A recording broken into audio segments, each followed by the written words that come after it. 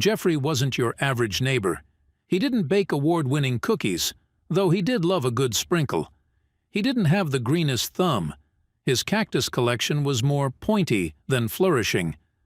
But Jeffrey had a unique talent. He was a professional pointy-outer.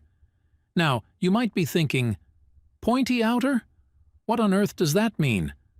Well, imagine Mrs. Miggins struggling to reach a high shelf, a jumble of dusty soup cans just out of grasp. That's where Jeffrey swooped in, not with a ladder, too mainstream, but with a bright, enthusiastic, "Excuse me, Mrs. Miggins, but those soup cans seem a little out of reach." Mrs. Miggins, with a startled yelp, would fumble back, realizing Jeffrey was absolutely right. With a giggle and a "Thank you, Jeffrey," she'd grab a step stool and conquer those cans.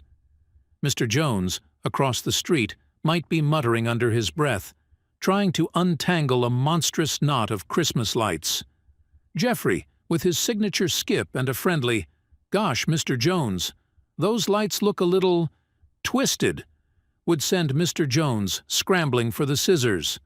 A relieved sigh and a "much obliged, Jeffrey" would follow. Some folks found Jeffrey a bit peculiar. Why not just help directly? But Jeffrey had a philosophy, a fancy word for a special way of thinking.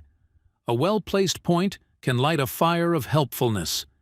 His pointy-outers were like magic sparks. People, reminded of their own strength, would tackle their tasks with renewed vigor. Sometimes Jeffrey even got a bonus, a slice of Mrs. Miggins' prize-winning pie, totally worth the occasional soup can avalanche.